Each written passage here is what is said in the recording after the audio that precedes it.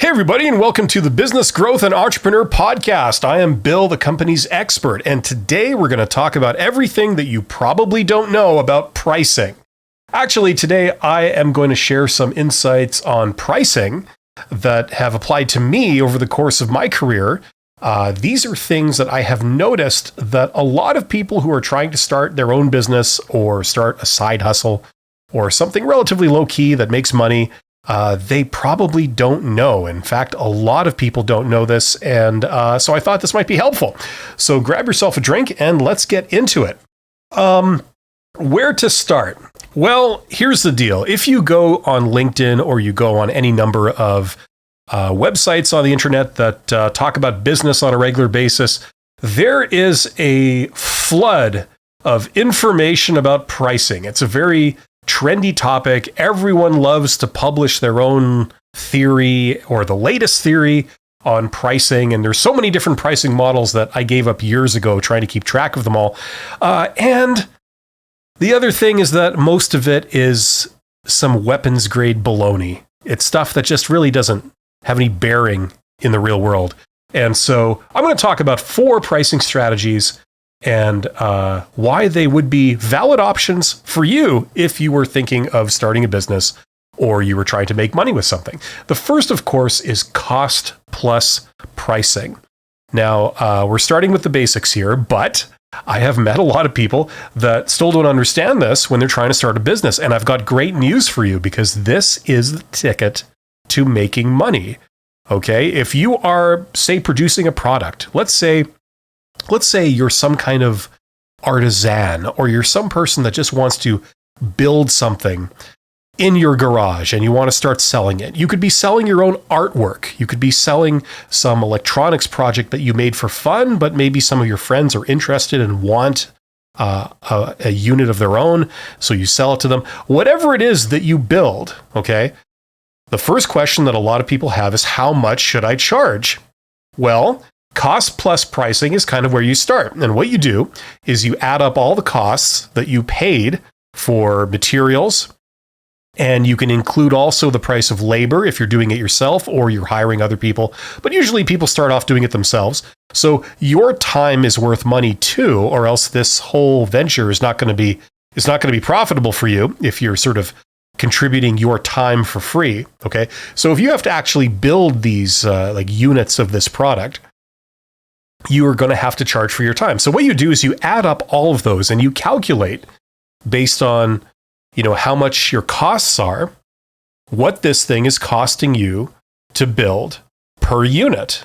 Okay. It's a very simple idea. And then what you do is whatever that number is, say you come to a certain amount of money per unit. I don't know, if you're in the United States, it might be $20 per unit. It might be $100 a unit, $500 a unit, whatever it is.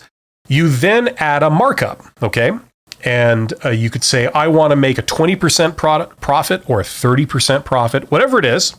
And you add that to the cost, and that becomes the price of your product. Okay. Now, the challenge with this method, of course, is including everything.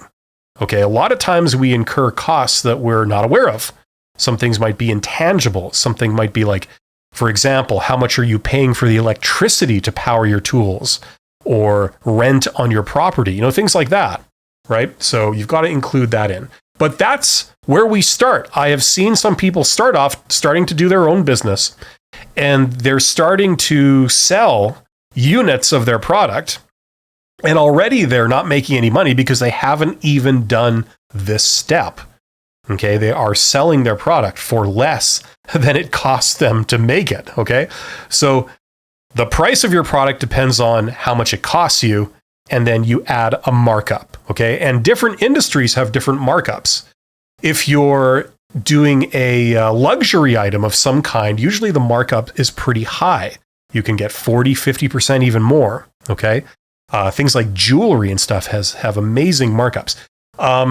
If you're doing something more basic, something that's much more of a commodity, like you're selling bread, or something like that, some relatively common thing that's not really a luxury item, then the markup tends to be a lot lower.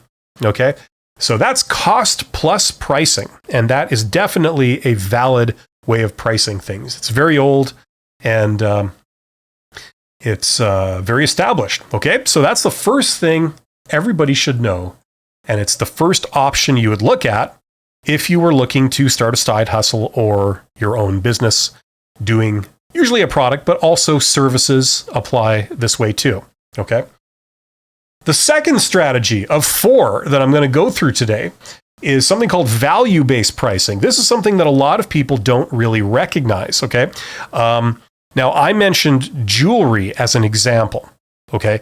Value-based pricing, it's similar to cost-plus pricing, except that you don't really care how much it costs you to make. Okay, that value is irrelevant.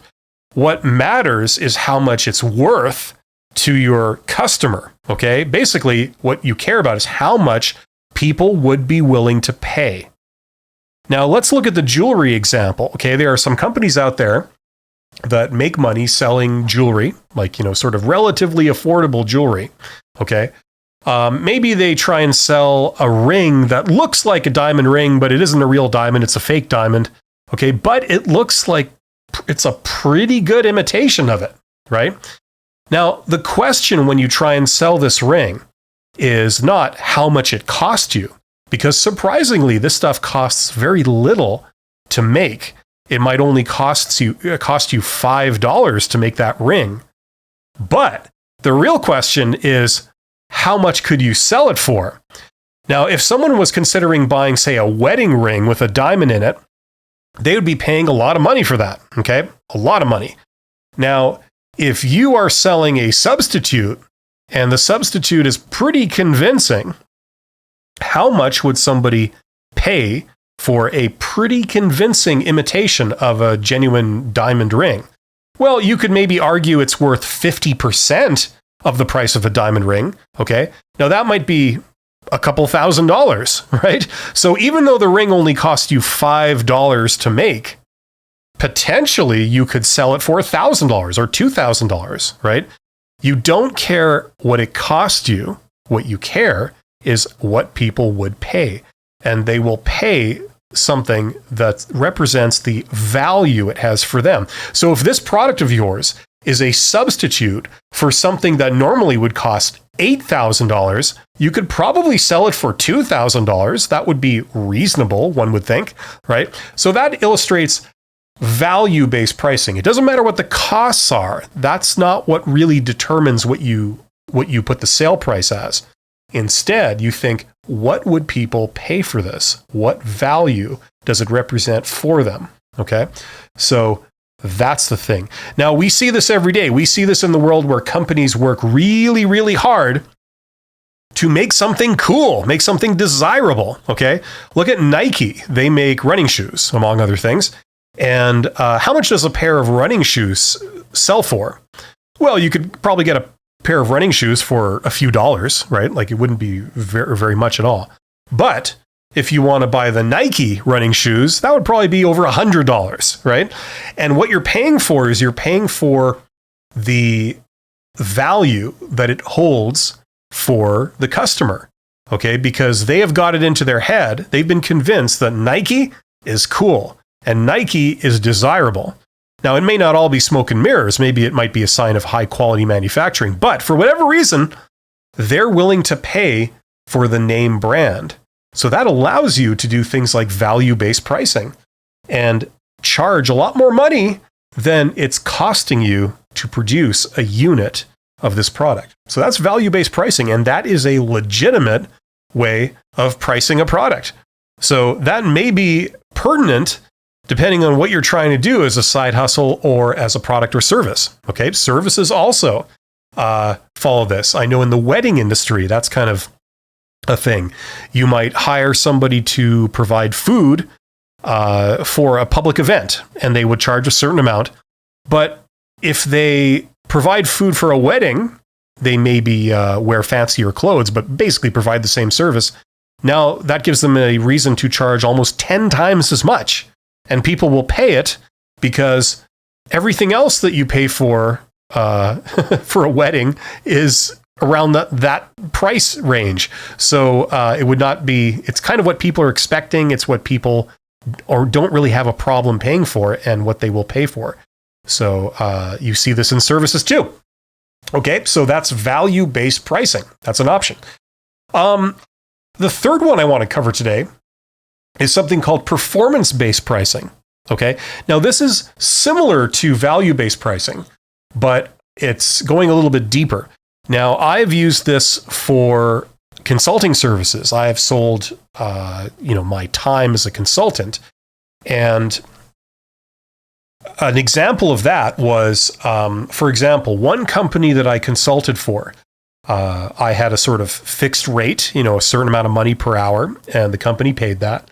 And they had consulted me over taking a certain business decision. They didn't know what they should do. And I had advised them not to enter into a particular business arrangement with another company. Okay, so that's what I had advised. And they paid me for my time that I'd spent on this. And in the end, they didn't listen to me. So they went ahead with this proposed business arrangement. And it ended up being a bad idea because it ended up costing them a ton of money. It cost them something like 20 times the amount of money that they paid me for my consulting. So what I could do is I could invoke performance-based pricing for my services and say, look, never mind what my hourly rate is. The point is that my hourly rate, if you engaged me for a certain amount of time, it would still be less than the cost of going and making rookie mistakes because you didn't get the right advice. Okay, so you could say that, and that would enable me to charge a much greater amount of money. And if people balked at it, you could say, well, look, it's still cheaper than not getting my advice, because the last company that didn't listen to me, it cost them far more than this in terms of a mistake entering in a bad deal that cost them a lot of money. So that's performance-based pricing. What's the impact on your customer? What is the consequence of not taking this option? Would it cost them more or less? So that's something that is out there and that may be appropriate depending on what you're trying to do as a side hustle. And finally, we're going to talk about the everything is free model. Now, I honestly don't know what the formal name of this is. I've heard a bunch of people calling it different things, and I don't know if it has a standardized name, but I call it the everything is free model after the source that introduced me to it. And this is something that I'm sure everyone is familiar with. YouTube is an example of this, where if you go on YouTube, you can watch YouTube videos and you don't have to pay anything. You get free access to their site. You don't have to pay a fee to have access to watch YouTube. Okay. So in essence, YouTube is giving away its product for free. However, as we probably all know, the way YouTube makes money is they sell advertising. They sell ads. Okay. So because they have so many people consuming their product, right? In this case, a lot of internet users going to their website and spending a lot of time looking at their website. Because they have that, they take advantage of that by showing ads. And so the advertisers get an audience, get exposure for their ads, and thus they get to promote their products. Okay. So when this model started, it was proposed as a win-win for everyone because the end user gets videos for free. YouTube still gets to make money.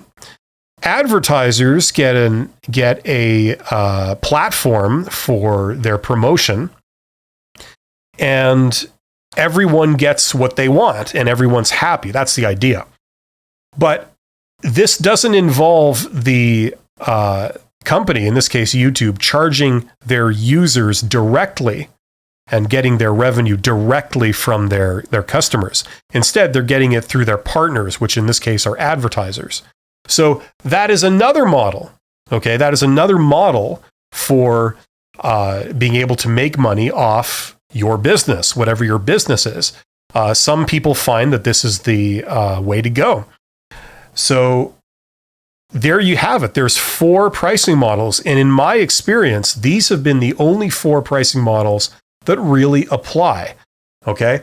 Across 5 industries that I've worked, and I've done my own entrepreneurial type stuff too.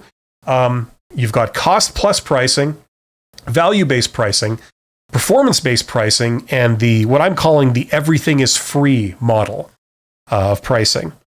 And between these 4 options, they have allowed a variety of different businesses to succeed. So hopefully that makes sense for you. I recommend that if you're interested in any of these, read up on them. And as always, if you have any questions, feel free to ask them in the comments, and I will try and respond. Thank you very much. You guys are awesome, and I hope to see you on the next episode of the Business Growth and Entrepreneur Podcast. Take care.